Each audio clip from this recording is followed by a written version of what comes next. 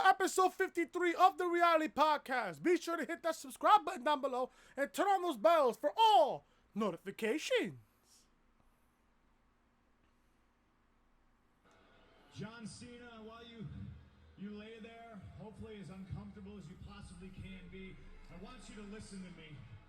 I want you to digest this, because before I leave in 3 weeks with your WWE Championship, I have a lot of things I want to get off my chest.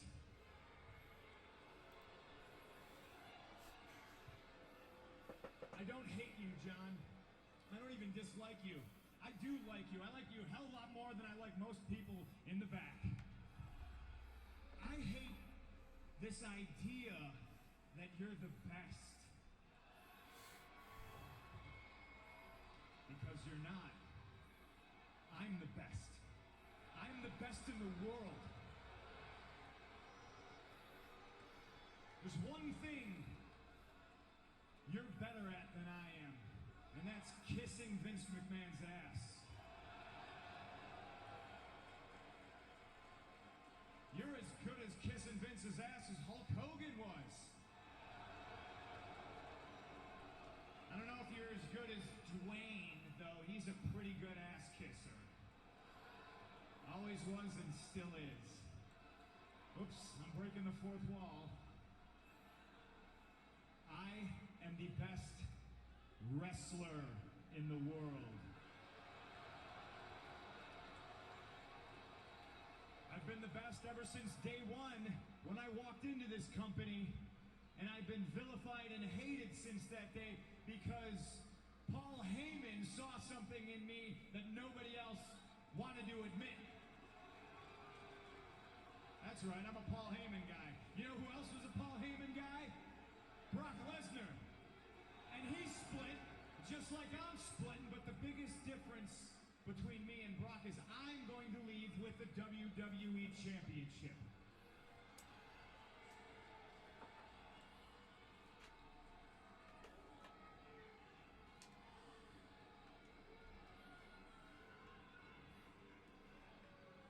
I've grabbed so many of Vincent K. McMahon's imaginary brass rings that it's finally dawned on me that they're just that. They're completely imaginary. The only thing that's real is me, and the fact that day in and day out, for almost 6 years, I have proved to everybody in the world that I am the best on this microphone, in that ring, even at commentary. Nobody can touch me.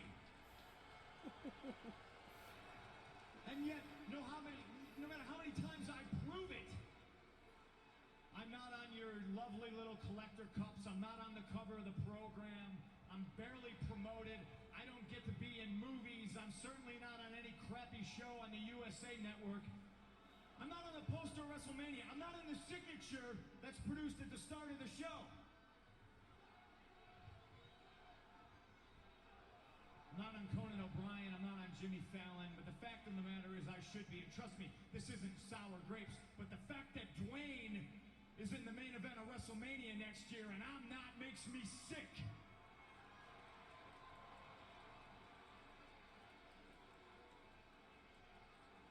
Oh, hey, let me get something straight. Those of you who are cheering me right now, you are just the biggest part of me leaving as anything else.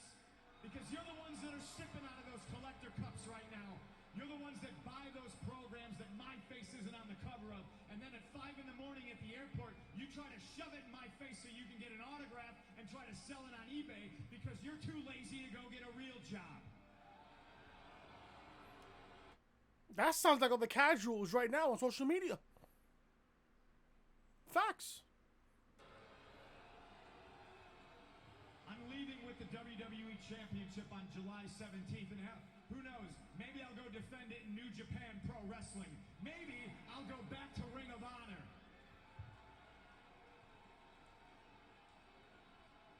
Hey, Colt Cabana, how you doing?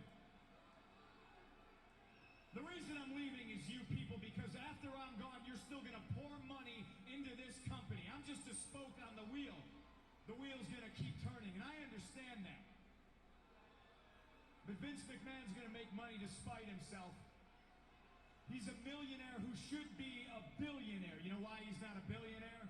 It's because he's so surrounds himself with glad-handing, nonsensical, douchebag yes-men like John Laurinaitis, who's going to tell him everything that he wants to hear. And I'd like to think that maybe this company will be better after Vince McMahon's dead, but the fact is, it's going to get taken over by his idiotic daughter and his doofus son-in-law and the rest of his stupid family. Let me tell you a personal story about Vince McMahon, all right? Here we do this whole bully camp.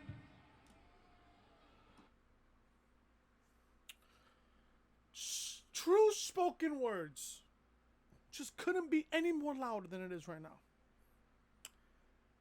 You're gonna sit here and ask me the reason why I brung up this fucking promo is because I have a report that's literally just sitting in my face. Literally, when I freaking find it, eventually I'll find it. There is a report that Vince McMahon is planning on stepping away from WWE for a while. Now, if I can find the report here, I had this early yesterday after I was done with the podcast. And now you guys know why I brung up the promo. You guys know why I brung up this promo. As soon as I find the report, I will let you guys know on it right now. Which I have right about. Can I find this shit real fucking fast?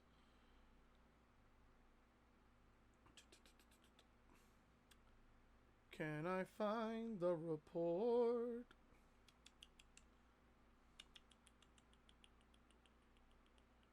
Nope, that's not it. That's not it either. Right here. Vince McMahon has tentative plans to step away from WWE. Get a load of this. Vince McMahon has led World Wrestling Entertainment for decades, but his streak could be coming to an end. It was be goodbye forever, but there are reportedly tentative plans for Vince McMahon to step away from the company. Brad Shepard reports on the All You Didn't Know podcast that Vince McMahon said something very interesting during his recent XFL meetings. It is said that the chairman has plans to step back from World Wrestling Entertainment for a short time, depending on how well the company's transition into new television deals go. This is what Brad Shepard said, and I quote, "I reported on Monday that Vince McMahon wasn't at Raw because he was in an all-day meeting on Monday and had one Tuesday as well. According to a source in World Wrestling Entertainment, I am told that Vince McMahon told his XFL circle that he'll step away from the company for a very short period of time, depending on how the Fox and NXT moves go. If all three shows are steady, by the time the XFL launches, he will indeed focus on the league." End quote. Vince McMahon has previously stated that he's hired Paul Heyman and Eric Bischoff as executive directors, so he won't be in the weeds. Obviously, that's true. If the positions of power he put in place seem to be handling World Wrestling Entertainment's move to Fox and NXT's transition to the US State Network, then Mr. McMahon might have less influence on World Wrestling Entertainment than ever before. This will be a very interesting time in pro wrestling history, no matter what happens. The idea of Vince McMahon stepping away from World Wrestling Entertainment in any respect for even a short period, for a short time, is pretty monumental. You heard CM Punk say it on that promo just a few minutes ago. The company's better off if Vince McMahon is dead. This company's just better off with that.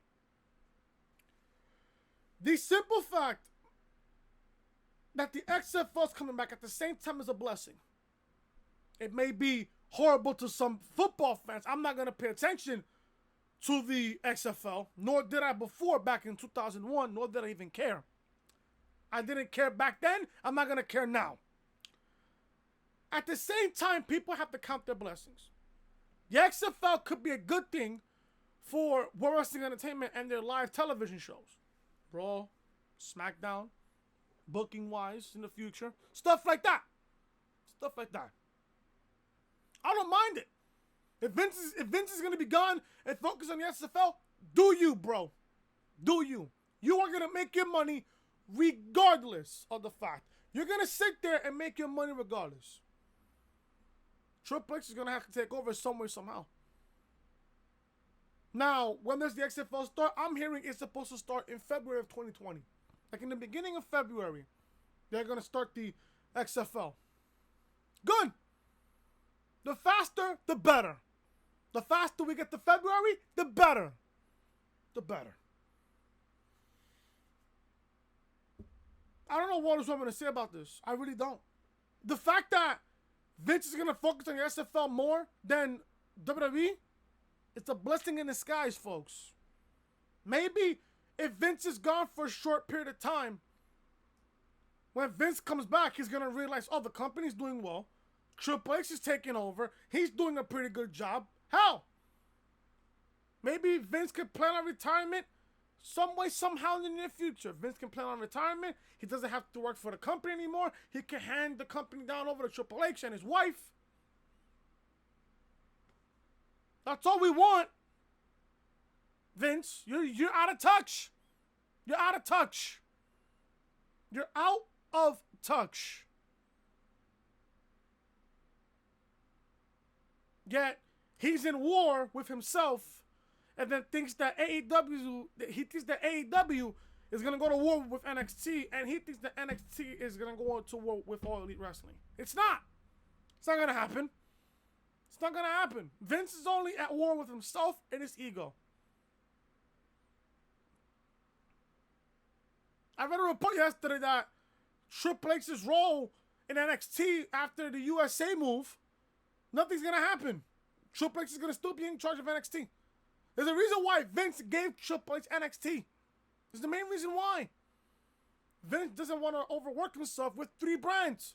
Triple H is in charge, obviously, with 2 brands. He's in charge with 2 brands, NXT and NXT UK. I think Adam Pearce is in control of 205 Live, and Vince is in control of Raw and SmackDown. NXT is your best show the entire week. Why would you want to kill that? And also, I'm hearing rumors, and I'm going to read it on the podcast today, that Vince wants to add a 6th takeover in 2020. It's enough that we're getting 5 takeovers. You want to add a 6th takeover? That's overkill. That's overkilling the fucking NXT product. That's overkilling the fucking environment known as TakeOver. We're going to go over that report here on the podcast today. Much more news here on episode 53 of the Reality Podcast. If you guys don't know who I am, I'm your boy Chris. Thank you guys so much for tuning back into the channel on this Saturday, August 24th, 2019. Thank you guys so much for tuning back into the channel. If you guys are enjoying the content so far, hit that thumbs up, leave a comment down below. What so far you're thinking of the podcast, and do you think Vince McMahon should leave the company for good, or should he step away and focus on the XFL? Also, if you guys are new to the channel, be sure to show your support by hitting the subscribe button down below. Turn those bells, guys, for notifications. Episode 51 of the Reality Podcast live on the channel right now. Raw review live on the channel as well. SmackDown live review live on the channel right now. Episode 4 of Crash Team Racing, Crash Your Road to Glory, live on the channel right now. And episode 52 of the podcast that was uploaded yesterday, live on the channel right now. All these videos will be in the annotation above that you see on the upper right hand corner of your screen. This is the official home of the Reality Podcast, so make sure you are following me on social media. Twitter, Chris from Loring, Snapchat, Chris was hated. And like I said, if you guys are enjoying the content, be sure to show your support by hitting that subscribe button down below and turn those bells, guys, for notifications. Monday, we do Raw review here. Tuesday, SmackDown Live review. Wednesday, NXT review. Thursday, Crash Team Racing, Nitro Fuel Road to Glory. And Friday, Saturday, and Sunday, you guys get episodes of the Reality Podcast right here on the channel. Let's get to episode 53 of the Reality Podcast right here on the channel. Now, before the podcast here, I'm going to say this right now ahead of time, since you guys are getting this today on Saturday. There will be no podcast tomorrow. Just know that. There will be no podcast tomorrow. Simple reason why is because I'm playing a softball game tomorrow with a couple of my friends tomorrow against some of the team tomorrow, which is on Sunday. You guys are not going to get no podcast tomorrow. So after this video, after this podcast, I will see you guys on Monday Night Raw for a review. Because after tomorrow, by the time I get this video, I'm probably either on my way to work or at work. Sunday, I have a softball game. And I'm off. After today, I'm off until Wednesday. Because Wednesday, I do tours. Stadium tours. So I have Sunday off, I have Monday off, and I have Tuesday off. So I have a good 3 days off after today. And today I have NYCFC going up against New York Red Bull at Yankee Stadium later on tonight. So, again, there will be no podcast tomorrow. Will be the last video until Monday, because I have tomorrow off. Tomorrow I have a softball game. So, just in advance for you guys, there will be no podcast tomorrow. I want to get to the Q&A session that I have here. I posted a tweet on Twitter. I tweeted this yesterday at 3:45 p.m. yesterday. For tomorrow's podcast, episode 52, which is today right now, if you guys want me to do a Q&A session, tweet me your questions. It could be wrestling related, life related, sports related, anything. Tweet me your questions, and I'll answer them on tomorrow's podcast, which will be today. I have a bunch of questions here. And I'm going to start with Jesse. Jesse tweeted me. Well, he tweeted me a whole bunch of questions, but I'm just going to answer them anyways. Jesse, if you're watching, shout out to you, bro. Jesse asked me, besides The Fiend, who do you think should fight Seth for the Universal Championship? If I was to have one question, if I was to have one superstar right now, other than Bray Wyatt, because we all know it's going to be Strowman against Rollins at Clash of Champions, but Rollins needs an opponent for Hell in a Cell. Who knows? Maybe Braun Strowman goes up against Rollins again. Probably at Hell in a Cell. I don't know. Probably at Hell in a Cell. Unless if there's a fuck finish at Clash of Champions. Unless if there's a fucking fuck finish, then expect this match to go at it again at Hell in a Cell. But Jesse asks me, besides The Fiend, who do you think should fight Seth for the Universal Championship? I say Ricochet. Do you think that EC3, Bobby Roode, and EY, I don't know who EY is, would be a pretty good group or tag team? If not, who would you have them challenge for the US or IC belt to make them switch and make them switch brands? I don't even have an answer to that question. Let me read that again. Jesse asks me again, do you think that EC3, Bobby Roode, and EY, who the hell is EY, would be a pretty good group or tag team? And if not, who would you have them challenge for the US or IC title and make them switch brands? I think if you was to make a stable, I think you should put Orton, the Revival, and if you want to add another heel, Bobby Roode. You want to build up Bobby Roode again to how he was in NXT? You put him in that stable with Randy Orton and the Revival. That's what I mean, I love Bobby Roode, don't get me wrong. NXT Bobby Roode is a fucking god. NXT Bobby Roode is a fucking god.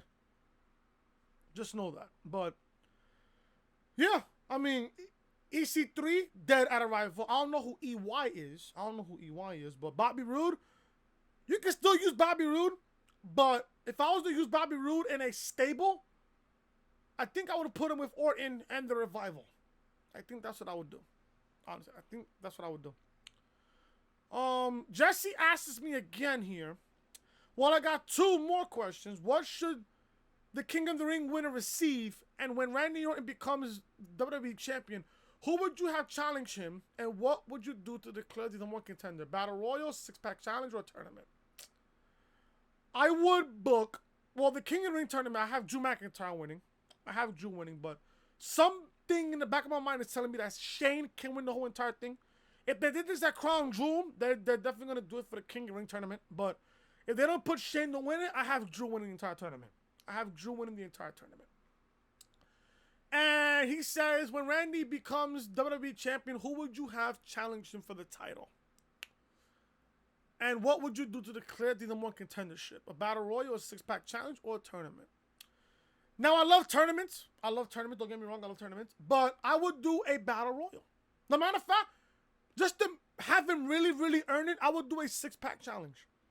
I would do a 6-pack challenge on a random edition of SmackDown Live, and the winner faces Orton in a Hell in a Cell for the WWE Championship. Now, something's telling me here. Now, I'm predicting this right now. Orton is going to win the King of the Ring tournament. Orton's going to win the King of the Ring tournament. Why am I saying Orton's going to win the King of the Ring? I'm bugging here. All right. After Orton becomes WWE champion, I don't think that feud is done yet. What's the payoff in this feud? What's going to be the payoff between Kofi and Orton? You put those two men and end this rivalry inside Hell in a Cell. I think after Orton beats Kofi for the title, I think they will fight inside Hell in a Cell. If you was to ask me, I think they will fight inside Hell in a Cell. If they're not booking Rollins and Strowman inside Hell in a Cell, I would do KO versus Shane, Hell in a Cell, and Orton versus Kofi, with Orton defending the title inside Hell in a Cell. That's what I would do. I would have Kofi win a 6-pack challenge, face Orton at Hell in a Cell, inside Hell in a Cell for the WWE Championship. So, Jesse, there you go. Those are your questions. Danielle asks me, what year did you discover wrestling, and what do you think of the Black Wedding of Taker and Stephanie? The year that I discovered wrestling was 1996. WrestleMania 12, when I saw Undertaker go one-on-one with Big Daddy Cool Diesel, and I ended up seeing that main event between Shawn Michaels and Bret the Hitman Hart in that Iron Man match for the WWE title.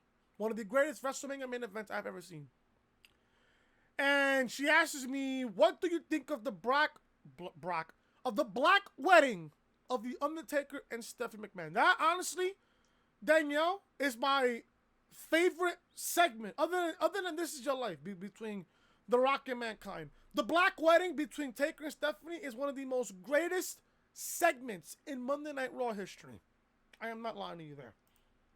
And speaking of that, I'm going to go watch that episode of Monday Night Raw right after the podcast is over. Or actually, when I get home from work, I'll watch the Black Wedding. I'll watch the Black Wedding from there.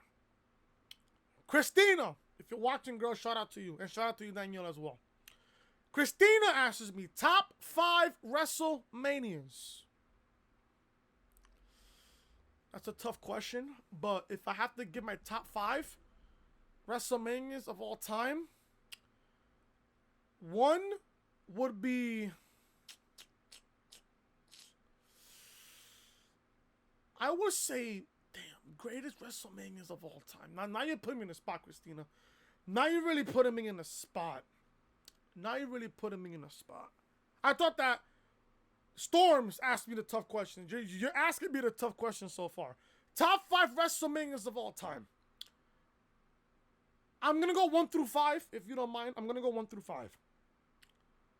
My number one favorite WrestleMania of all time was WrestleMania 13. WrestleMania 13. You cannot ignore Bret and Austin. You just cannot ignore that. Bret and Austin is in my top 5 greatest WrestleMania matches of all time.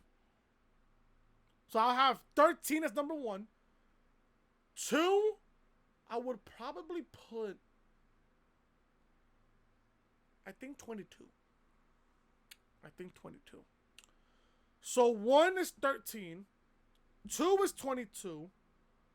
3, I would say 12. Between Bret and Shawn. 3 is 12. 4,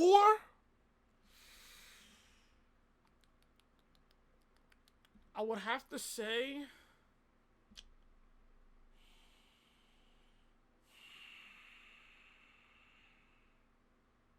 WrestleMania 25 as being number 4. And number 5, I would have to pick WrestleMania 28.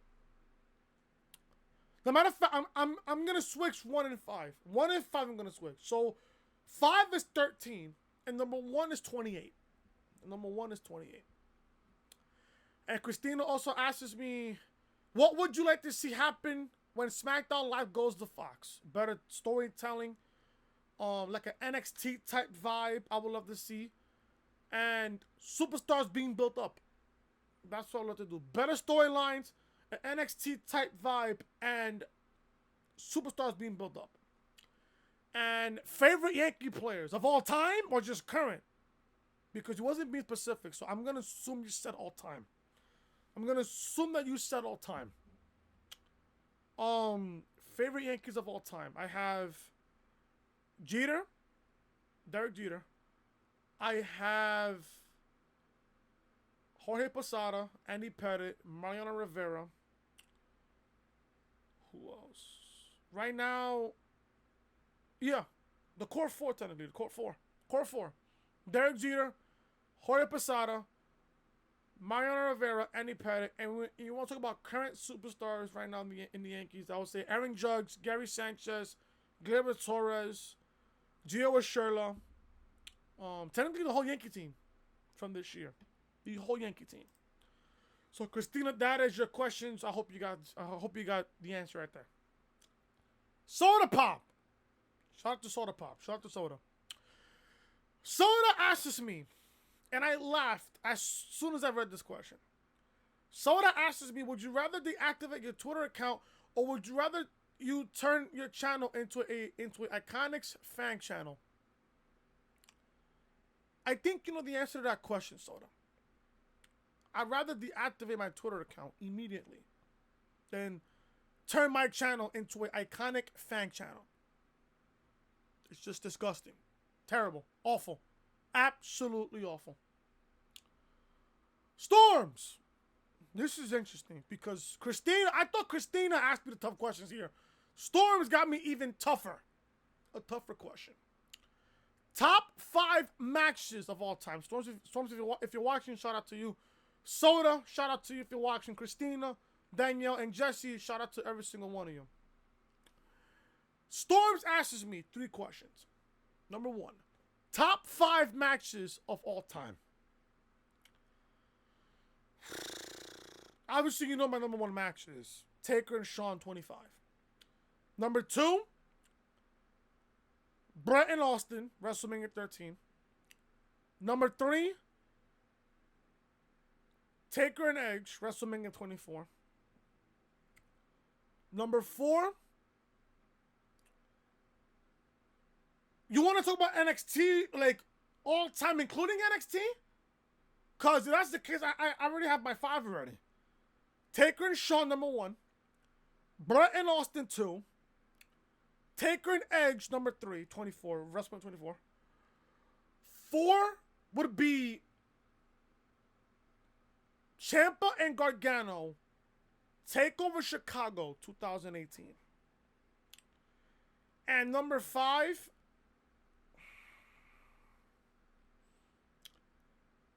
Taker and Shawn, 26. It's hard. Listen, if you was to ask me, or any YouTuber was to ask me, give you my top 10 greatest matches of all time, I guarantee you 6 or 7 of those matches will be from The Undertaker. Guarantee you. So there's my top 5. Storm's asking me another question. Best wrestling theme song, current and all time. The best current theme song, in my opinion, right now is Tommaso Ciampa's song. His NXT theme song. And best wrestling theme song of all time, I would have to say either Undertaker's theme song, Triple H's theme song, Edge's Alter Bridge theme song, one of my favorites of all time, and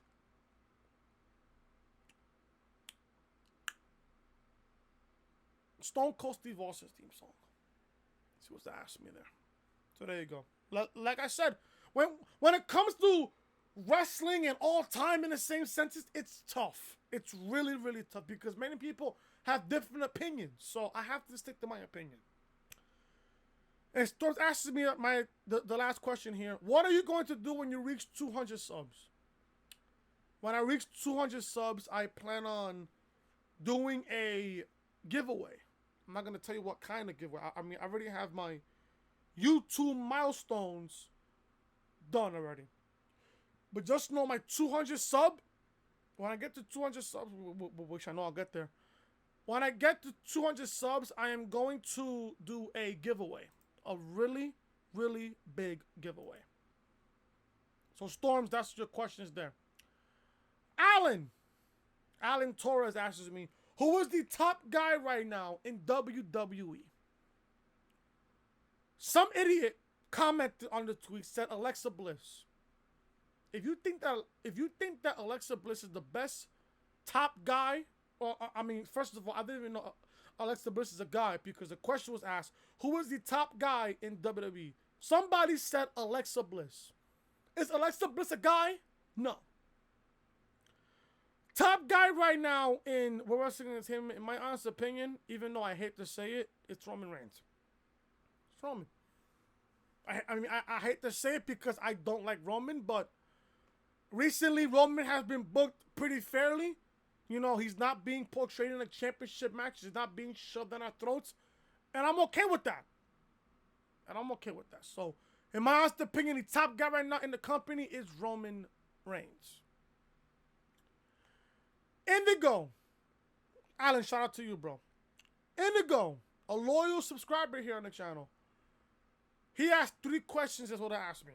What are your thoughts on World Wrestling Entertainment in the last 10 years?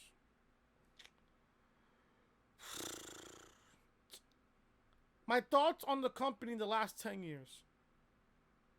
Terrible. If you really want my honest opinion there, terrible. Ever since, well, this was back in 2009. The company back in 2009 was not at a bad state.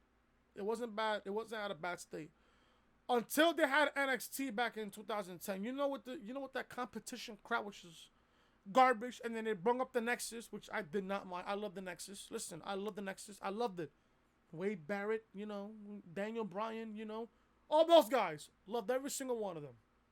I loved every single one of them. David Otunga, even though he's terrible in the fucking commentary booth, even though he's terrible, I loved him back then. But he was trash there in the Nexus. Until Take a Streak lost, and from there, everything went down for me from there. Everything went down for me from there when it came to the company, because the company now, all of a sudden now, is agenda-based.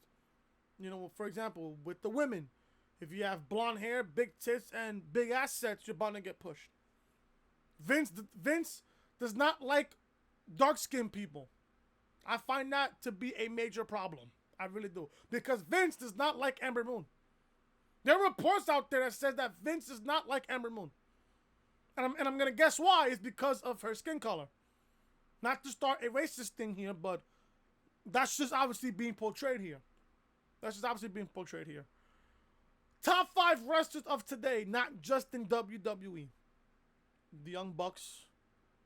I mean, if you want me to list my top 5 of today outside of the company, Kenny Omega, Jon Moxley, Young Bucks,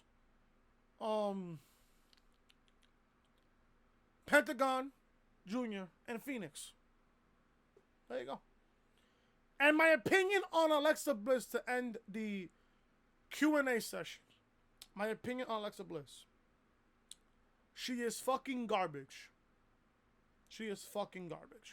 The fact that there's people that love Alexa Bliss, you are a worthless piece of crap, in my honest opinion. If you are a fan of Alexa Bliss, I don't give a fuck who you are. If you are a fan of Alexa Bliss, you are not a wrestling fan. I don't care. Alexa Bliss is hot garbage in the ring. Hot garbage in the ring. She is worthless. She brings nothing to the table when it comes to this company. She brings nothing. The only thing that she brings is her assets. You guys want me to speak the truth there about that? There you go. She's a nobody. She's a nobody. And the fact that people say that Alexa Bliss is the best thing going on in this company, you are a fucking piece of crap. I know talent. Even if I'm blind, I know what talent is. God forbid if I go blind. If I was to go blind and I still hear about this freaking wrestling promotion, I would still say Alexa Bliss is trash. Hell, Even Ray Charles, God rest his soul, can tell that Alexa Bliss is fucking garbage. Honestly. Alexa Bliss, she brings nothing to the table. She's just fucking garbage. And according to what Arnold told me yesterday, Alexa Bliss cheated. Give me a second here. Alexa Bliss cheated on Buddy Murphy. I don't know if that's true or not. I don't know if that is. But from what I'm hearing, Alexa Bliss cheated on Buddy Murphy to skyrocket her wrestling career. Yet, Alexa Bliss thinks that Sasha Banks is a terrible person. Yet, Alexa Bliss fans think that they think that Alexa Bliss is the goddess. Wait till the report comes out. And when that comes out, let me tell you, it's gonna be a complete shitstorm when that happens. Just know. So that's the Q&A session. Shout out to everybody who tweeted me a question, and we're gonna begin the podcast here on episode 53 right here on the Reality Podcast right here on the channel. What do I start? I said this yesterday. There's not that much news here. There is really not that much news in my honest opinion. There's not that much news. So I'm just gonna give you guys what I got, and then we'll go from there. We'll go from there. What do I have here? Let's find something real quick. Yeah. I found out that Seth Rollins and Becky Lynch are engaged. Congrats to them. Congrats to them on that. Congrats to them. No hate towards Rollins and Lynch, but congrats to them on their engagement. Congrats to them. There's news on Moxley missing All Out, and I'm gonna start with that right now. Jon Moxley pulled out from AEW's All Out. Jon Moxley still hasn't wrestled his first official match for All Elite Wrestling yet, but it looks like it will have to wait a little bit longer to see it now. Moxley did wrestle in a non-sanctioned match against Joey Janela at Fright Fest. His next scheduled match was against Kenny Omega at All Out, but that's not happening. The former Dean Ambrose character informed us that he has MRSA and needs surgery. He is getting this procedure, which will cost him his match at All Out on August 31st. He did promise to be back and 100% for AEW's TNT debut on October the 2nd. This is what Jon Moxley said, and I quote, "I'm absolutely gutted to have to deliver this news, but I'd rather it come directly from me. In a nightmare scenario, a serious case of MRSA has returned in my elbow. The timing couldn't be worse. In this circumstance, I am forced to pull out of the fight on August 31st against Omega at All Out. I apologize to all involved. Most importantly, the fans. I'm incredibly frustrated and pissed off. I'll have surgery this week to remove the bursa sac in my elbow and be done with it for good. Should be a quick recovery, so I'll be on 100% for AEW Wednesday nights on TNT. Still, I expect All Out to be an amazing pay-per-view and hope all the fans out there looking for an alternative tune in. You'll be blown away by AEW and be excited to be a wrestling fan. I'm looking forward to watching as a fan myself." End quote. This is terrible news and not what AEW fans wanted to hear at all.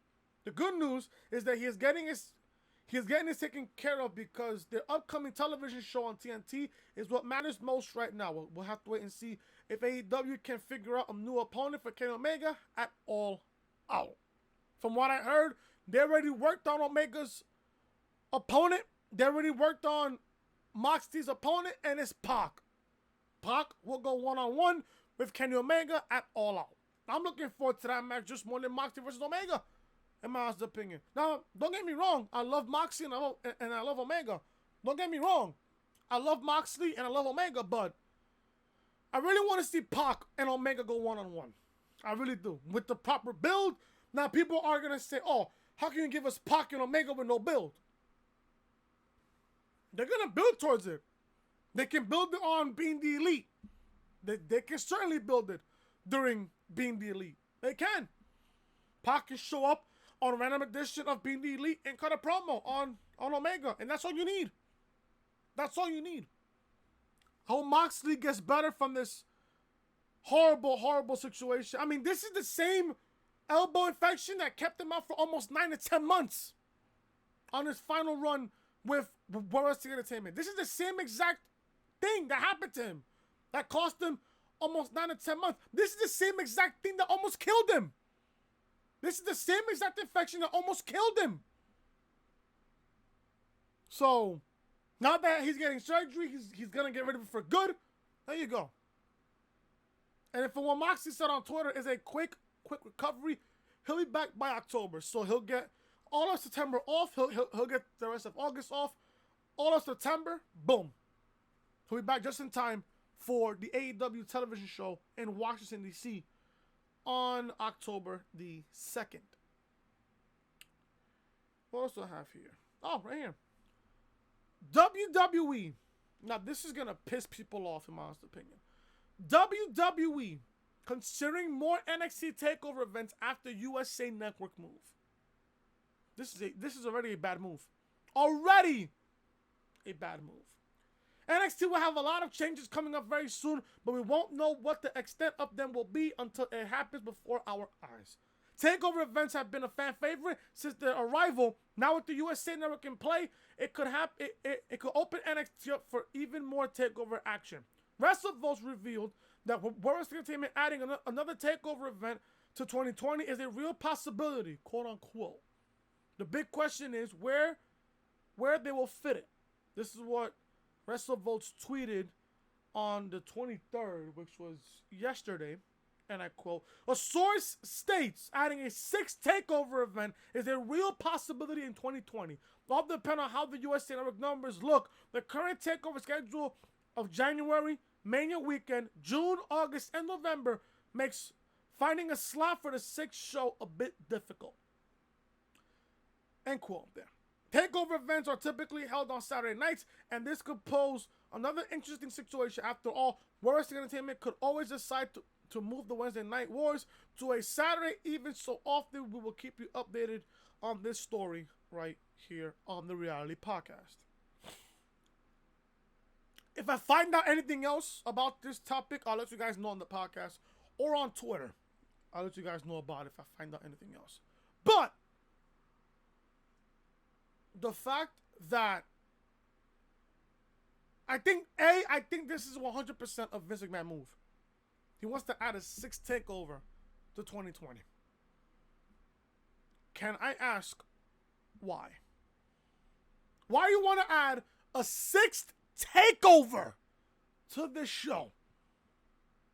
Why would you want to add a 6th TakeOver next year? 5 is the perfect number. You have January, which in Houston will be what? Royal Rumble weekend? That's in January. Tampa, NXT TakeOver Tampa will be in Tampa, WrestleMania weekend. Money in the Bank next year, that's also part of the Big 5. But this year, they didn't have a TakeOver because they already had a Soul TakeOver without a pay-per-view having it the next night. That happened this year with NXT TakeOver 25. Now Money in the Bank is added to the Big 5. Maybe Money in the Bank can get a TakeOver before Money in the Bank. Now it depends where Money in the Bank is at next year. We'll find out when we get there. We'll find out when we get there. So that's already 3. You have one in January, one in April, and you got one probably in May or June. Probably May or June. Most likely in June. Now, if I was to be a person who's building the calendar year for next year, I would take off Money in the Bank, put the Money in the Bank pay-per-view, the Money in the Bank match at WrestleMania, and you bring back King of the Ring. King of the Ring is the perfect bridge between WrestleMania and SummerSlam. That's it there. You got January, you got Houston for Rumble weekend, you got Tampa for WrestleMania weekend, you got Money in the Bank, depending on where it's at. They'll probably have a TakeOver there. SummerSlam, which is in Boston next year. I'll be in attendance next year for Boston. I'm not gonna be at SummerSlam. I'm gonna be at NXT TakeOver Boston next year in the TD Garden. I'm gonna be there. So you got SummerSlam weekend next year in Boston. Then you got Survivor Series weekend next year, depending on where the Survivor Series is gonna be at next year. Hopefully it's in Barclays Center. Hopefully it's in Barclays Center. If they have it in Barclays Center, I'll pull up for that TakeOver show. I'll pull up for that TakeOver show if they have it in Barclays. NXT TakeOver Brooklyn. If they have it there next year in Brooklyn for Survivor Series. Where are you gonna add that 6 TakeOver throughout those 5 spots? What, at the end of the year? What if you want to put a NXT UK TakeOver show there? You know that NXT UK is gonna have at least maybe 2 or 3 takeovers throughout the entire course of the year. What if they want to do that? What if you are forgetting that NXT UK does exist? You got to put NXT UK TakeOver somewhere in the pay-per-view calendar for 2020. We already have one coming up next weekend. Next Saturday night, which I'll be watching. I don't know if I'm gonna do a review on it. I probably will. I'm definitely gonna review All Out. I'm definitely gonna review All Out. But let's see. A 6 TakeOver? That's too much. I said this on the podcast way too much. I don't want to sound like a broken record, but I'm gonna say it again. If it ain't broke, don't fix it. Just that simple. It's just that simple. Where are you gonna put a 6 TakeOver on the calendar year for next year? Where are you gonna put it at? What? In December? What, you are gonna do what? A fucking Christmas edition? A fucking TakeOver? Next year? It's not necessary to add a 6 TakeOver. It's not necessary. 5 is just perfect. With the all 5 major pay-per-views, Rumble, Mania, Money in the Bank now, SummerSlam, and Survivor Series. 5 is just perfect. It's not necessary to put a 6 TakeOver. If you're gonna put a 6 TakeOver, you're overkilling the fucking spirit and the mentality of TakeOver. You're just killing it. I don't want to see a fucking 6 TakeOver. Don't get me wrong, I love TakeOver, but still, TakeOver is the best thing that's gonna happen the entire weekend. Rumble weekend, probably gonna be the best thing. Mania weekend, same thing. Money in the Bank weekend, same thing. SummerSlam weekend, just look at this past SummerSlam weekend. SummerSlam had 10 matches, while TakeOver had 5. And look what was the better pay-per-view? TakeOver. The only thing that I liked about SummerSlam was it ended before 10:30. That's it. SummerSlam ended by 10:30. Almost by 10:30. I think SummerSlam ended around like 10:20, 10:15 that night. I was pleased. Okay. SummerSlam started at 7, ended by 10, almost by 10:30. TakeOver started at fucking what? 7 o'clock, almost ended by 10 o'clock. Well, ended by like what? Almost 10:30. Same thing with TakeOver. TakeOver started at 7, almost ended by fucking 10, by 10:30. The exact same thing for TakeOver. Like I said, it's not necessary to put a 6 TakeOver. It's not necessary at this point. You're overkilling the product that is NXT TakeOver. You're just overkilling it. But they want to add a 6 TakeOver. I want to see how they're going to do this.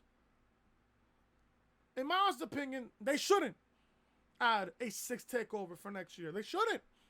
They really shouldn't. Quickly, before I find the next report here.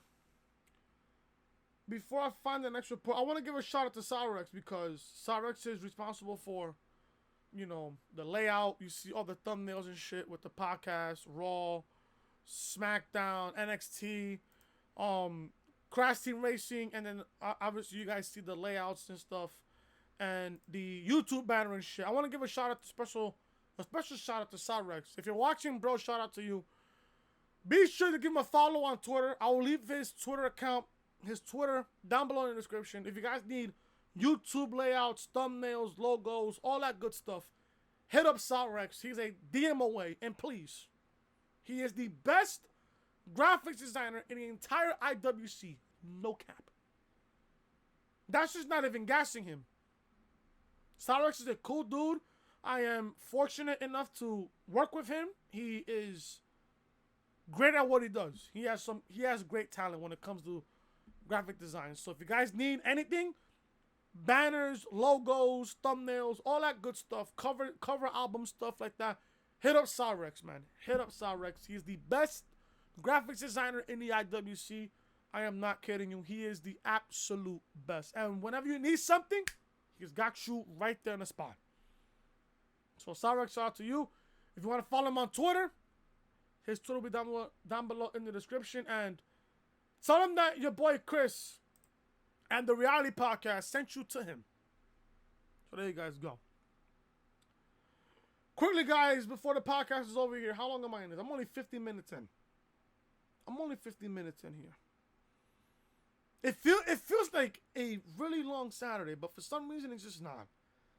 It is just not. WWE considering interesting location for WrestleMania 37. Now, WrestleMania 37 is 2021. Obviously, we know that WrestleMania 36 in 2020 will be in Tampa. WWE makes their big plans well in advance, and it doesn't get much bigger than the grandest stage of them all. Brad Shepard previously reported that there is no clear frontrunner in regards to what city will host WrestleMania 37. Los Angeles' new massive stadium is the favorite to host WrestleMania 37 in 2021. WrestleVotes reports that LA is a favorite, but not a lock. Las Vegas is also apparently on the table, and apparently the company is still considering other options as well. Please have a WrestleMania in London. If you had a SummerSlam in London back in 92, you can have a WrestleMania in London for 2021. I would deadass make that trip to London. No cap. I deadass would. This is what WrestleVotes tweeted. Along with Los Angeles being a favorite to host WrestleMania 37, a source tells me Las Vegas is also on the table. The same source states Western Entertainment has not made a decision and are considering up to 4 locations as finalists. At Akash Markzai, first on the LA tip bid. End quote there. The company still has plenty of time to nail down a WrestleMania 37 location, but they will probably make it public sometime before Tampa hosts WrestleMania 36. Las Vegas would be an interesting decision, especially considering another big wrestling event that just so happened to take place in the city a few months ago. Double or nothing.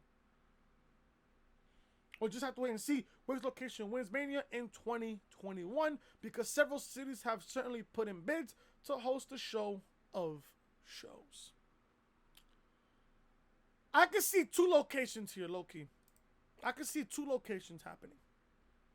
Either Los Angeles, because I believe the Los Angeles Rams and the Los Angeles Chargers of the NFL, they're getting their own stadium. They're getting a new stadium. They're going to share the stadium together.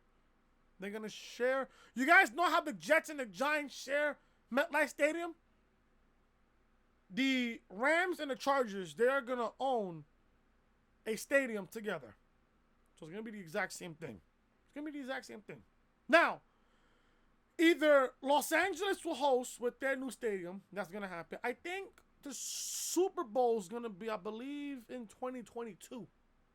It's going to be in that particular stadium. Or I think the Super Bowl in 2021 is going to be there. I'm not too sure. I think it's going to be there. I got to make sure on that. Either Los Angeles, either their new stadium, or you can do it in Vegas. The question is, where in Vegas are you going to do a stadium at? What, the Las Vegas Raiders? I think, wait a minute. Isn't it the Raiders having their own stadium as well in Las Vegas? I think the Raiders are having their own stadium, if I'm not mistaken. Because the Oakland Raiders, they're playing in Oakland. I think they're moving to a new stadium in Las Vegas. So I think they're having their own stadium there as well. If I'm not mistaken there. If anybody knows about that, please let me know in the comment section. But if I was to have a WrestleMania in the near future, I would have it in London, low-key. I seen SummerSlam 92 on the network just a few days ago. Fantastic stadium. Just I think it was at Wimbledon Stadium. I think it was in Wimbledon Stadium. And obviously, it was around the time I was born. Obviously, because I was born in '92. I seen the pay-per-view. It was great atmosphere. Great atmosphere. I think if they was to hold the WrestleMania, I think they should do it in London. If not London, you could definitely do it in Los Angeles. Or if you don't want to do it in LA, you want to really poke the bear on All Elite Wrestling, you can have your biggest show of the year in Las Vegas. Because AEW had their first show at Double or Nothing in the MGM Grand. What if WrestleMania was to be at the Raiders' new football stadium in 2021? I don't know. Where would you guys put WrestleMania at? Where would you guys post WrestleMania at? But like I said, if I was to pick one, I'll probably do London. I would probably just do London, England, in the UK. At the same time, you want to host a NXT TakeOver London, or you want to do an NXT UK TakeOver London? I wouldn't mind that. 2 takeovers in the same weekend? Count me in. I wouldn't mind it. Count me in. 2 takeovers in the same weekend, bro. Let me in. Oh, like I said, guys, there is just not that much news here. I have just a few more, if I can find something. I know there's something in here that's able to at least talk about. But other than that, I think I've gone over everything that I have here. Other than there's news on Punk. Reason why Punk was brought in the start, because I'm not really interested in this whole CM Punk thing. I really am not at this point. AEW's involvement in CM Punk booking at StarCast, I'm not really interested in it. You guys know that Rollins and Lynch are engaged. You guys know that already. Undertaker's being advertised for SmackDown on September 10th at the Garden. On the Go Home Show, SmackDown Live before Clash of Champions. He's being advertised for it. I don't even know why I'm even bringing this up. But Nikki Bella still cries over John Cena's breakup. Wah. You know, stuff like that. I already went over that yesterday with NXT. Superstars getting paid more money. I really went over that. What else do I have here on the podcast that I really can do here? What else do I have over here? I think I have the King of the Ring. There was an article on the King of the Ring, if I can find it. There was an article on the King of the Ring where it was reported that the winner has already the winner of the King of the Ring tournament. There you go, right here.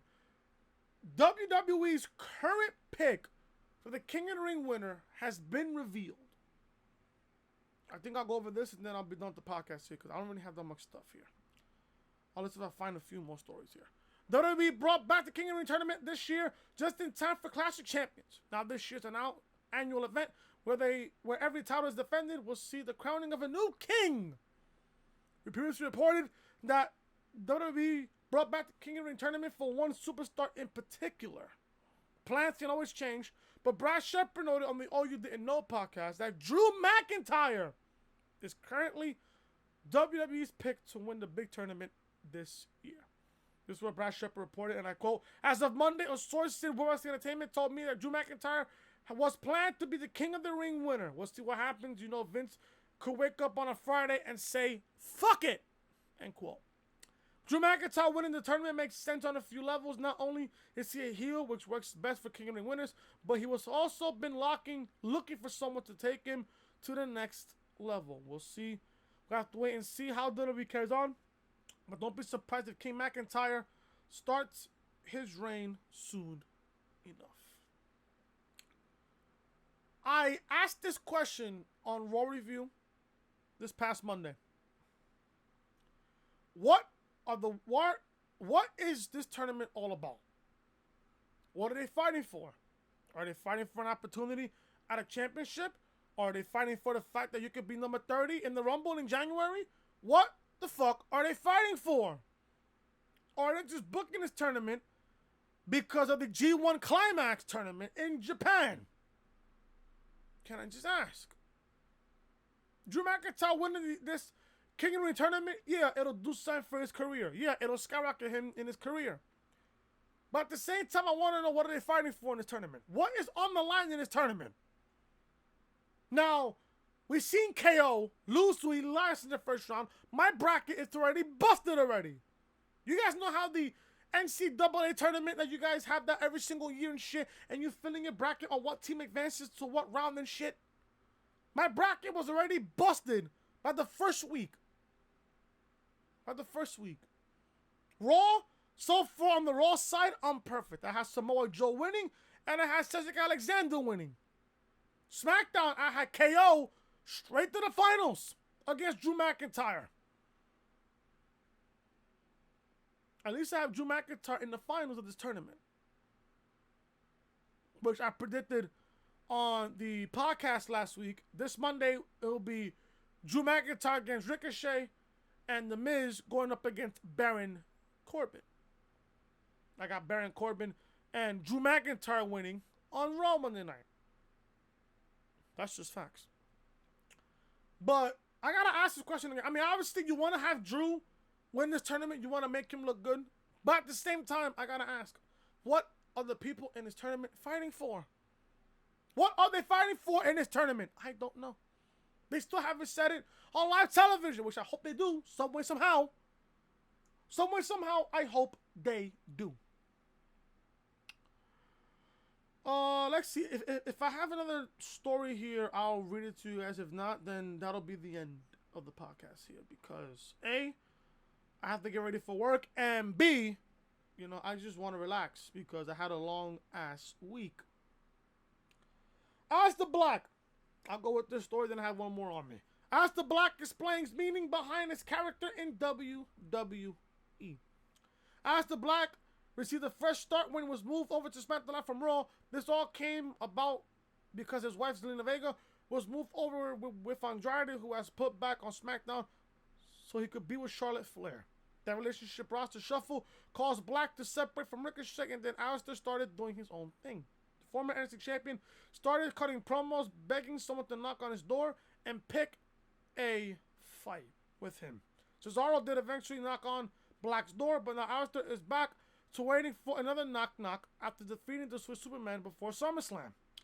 While speaking to Swerve City Podcast, he explained the meaning behind those backstage promos and his entire character as a whole. It's either you like it or you don't, that's fine with him. This is what Black said, and I quote, "It's a metaphorical idea, but the idea that I've always had with Aleister Black in terms of a social statement is that I know what I look like, I know how I talk. I'm trying to evoke a response from you, and the second I see you judging me for what I look like or what I'm trying to do, that tells me something about you as a human being. By your reaction on me, I understand what type of person you are, and that's how I designed Aleister Black. I either want you to be judgmental as hell, or I want you to be comfortable." End quote. We shall see who picks a fight with Aleister Black next. Some fans were worried about WWE's treatment of Aleister, but as long as they keep the Black Mass strong, they could pull the trigger on a giant push for him at a moment's notice. As long as they keep the Black Mass move strong, because A, that move can literally just come out of nowhere, and B, that move is over as fuck. That move was over as fuck. I would love to have Black compete for the Intercontinental Championship. I would love to see Aleister Black compete for the WWE Championship. I would. I honestly could think that Aleister Black has a future in this company. I think he does. When Vince realizes how good he is and how over he is and how strong the Black Mass is gonna be, Vince is gonna have no choice but to push him. I think so. Now, the way Black is being moved on the main roster so far, I don't like it. Especially when he first got called up. After his move on SmackDown Live, we didn't even see it for how long? What, a few weeks? After he got moved to SmackDown Live? Listen, he was great in NXT. He was amazing in NXT. His NXT Championship reign was... I hate to say it, but his NXT Championship reign wasn't even that important. Because the Gargano Ciampa storyline was a much better storyline than Black winning the NXT Championship. And at some point, when Black held the NXT Championship, he was an afterthought. Everybody was so invested in this Gargano Ciampa storyline that everybody completely forgot that Aleister Black was NXT champion. Everybody completely forgot about it. So, I don't know. I hope Vince sees something in him that we all seen when he was in NXT. The guy can go. If you give him the right guy, if you give him the right push, he will not disappoint you. And I love Aleister Black. I really do. I love Black. I just hope that they keep his Black Mass move strong as hell, because that move can just literally come out of nowhere and you won't even see it coming. I think if they keep that move strong, I think he'll get over. I think he will. I think he'll get over, in my honest opinion there. Let me see if I can find one more story here before I get out of here, because I'm already an hour and 5 minutes into this podcast already.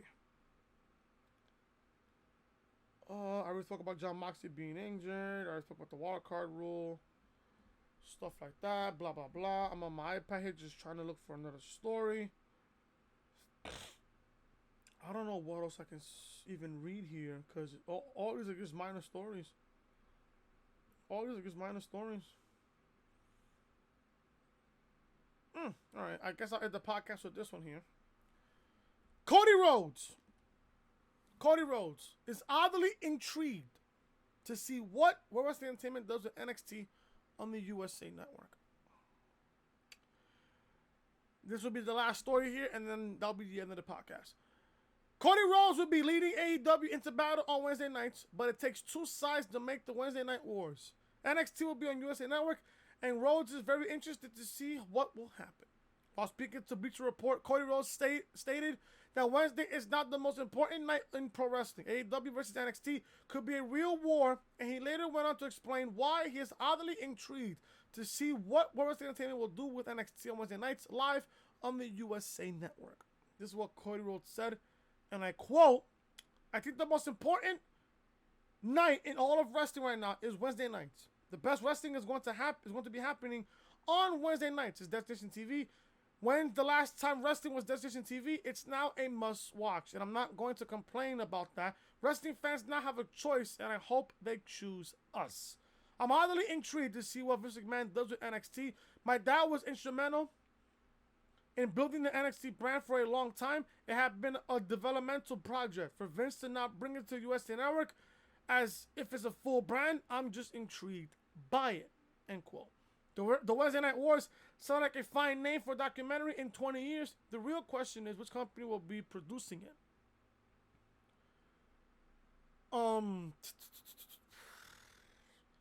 I think Cody is just... I mean, obviously with the stuff that Cody Rhodes said, I completely agree with him. Wednesday nights is going to be a destination for wrestling fans on Wednesday nights. You got AEW on TNT, and you have NXT on the USA Network. I'm going to watch both. I'm not going to lie to you. I'm going to watch both. I'm going to watch both NXT, and I'm going to watch the USA. I'm going to watch NXT on the USA Network, and I'm going to watch AEW on TNT. I am. It's a good thing right now. It's a good time right now to be a wrestling fan. And it is. It's a good time right now to be a wrestling fan. It is. You got AEW on TNT. You got NXT on the USA Network. And eventually SmackDown will go to Fox, which nobody's going to care about after the first week. Guarantee you that. But I'm intrigued also on what NXT does on the USA Network. I'm intrigued on it as well. Because the report that I read yesterday that Triple H's role in NXT is going to be the same thing when they move to the USA Network. It's going to be the exact same thing. Good. We don't have to worry about Vince on the main roster. No, we don't have to worry about Vince in NXT. We don't have to worry about that. I'm okay with watching AEW and watching World Wrestling Entertainment. That I'm okay with. I'm okay with it. Especially with myself because I'm a big wrestling fan. I want to see AEW succeed. I want to see NXT on the USA Network succeed. I do. I really, really do. Everybody was just fearing that, Vince is going to have his hands on NXT. That's going to kill NXT. Now the report that I read yesterday that Triple H is still going to have control over NXT when they moved to the USA Network is a blessing in disguise. Vince is only at war with himself and his ego. That's what it is. Triple H, he said that he doesn't want a war with All Elite Wrestling. AEW, they don't want a war with NXT. It's just ratings. The same thing with World Wrestling Entertainment and WCW. It's all going to be about ratings. The same thing goes with All Elite Wrestling and NXT on Wednesday nights. It's all going to go based on ratings. It's all going to go based on ratings. And NXT, in my honest opinion, NXT will have an advantage when Tommaso Ciampa eventually comes back. I think they will. I think NXT will have a big advantage, at least at some point, when Tommaso Ciampa comes back from injury. I read a report yesterday that Tommaso Ciampa is bound to come back by mid-September, just in time for their move to the USA Network. I think Ciampa will be on the first show on the USA Network. I think he will. Now, comes to the AEW side here. Do I think CM Punk will show up either at All Out or on October 2nd? I think he'll show up on October 2nd. Because they want to have us to watch that show for a reason. Punk shows up, that's it. Vince is going to have a shitstorm right there. And then, what are all the casuals are going to say when, or if, CM Punk shows up to All Elite Wrestling on either All Out or October 2nd? I wonder what's going to be the excuse then. Oh, CM Punk should have signed with WWE. It's not going to happen, folks. It's not going to happen. So, I agree with Cody when he said that Wednesday nights is going to be the most important day for wrestling fans. I agree. And that's just my opinion on it. And that, folks, is the reality of things right here on episode 53 of the Reality Podcast. They ain't got, or should I say, episode 53. I apologize. I'm just bad with numbers. I apologize. I'm just bad with numbers. Yes, this is episode 53 of the Reality Podcast. Yes, it is. This is episode 53 of the Reality Podcast. And that, folks, is the reality of things right here on episode 53 of the Reality Podcast. Thank you guys so much for watching. If you guys enjoyed the podcast, hit that thumbs up. Leave a comment down below what you guys thought of the podcast. Also, if you guys are new to the channel, be sure to show your support by hitting that subscribe button down below. Turn on those guys for notifications. Episode 51 of the podcast, live on the channel right now. Raw review, SmackDown review, episode 4 of Crash Team Racing, Road to Glory, and episode 52 of the Reality Podcast as well, live on the channel. Be sure to check out all these videos will be in the annotation above that you see in the upper right hand corner of your screen. This is the official home of the Reality Podcast, so make sure you are following me on social media. Twitter, Chris from Loring, Snapchat, Chris Most Hated. And like I said, if you guys are enjoying the content, be sure to show your support by hitting the subscribe button down below. Turn on those guys for notifications. And I will see you guys on Monday for Monday Night Raw review. Like I said, there will not be no podcast tomorrow on Sunday. I have a long day tomorrow. I'm going to be playing softball tomorrow, so no podcast on Sunday. I will see you guys on Raw review Monday night. Beginning a brand new week of content right here on the channel. Till then, I am Chris. Leave a like, comment, subscribe, share the video all over social media. I will see you guys on Monday for Raw review. Until then, I am Chris. Talk to you guys later.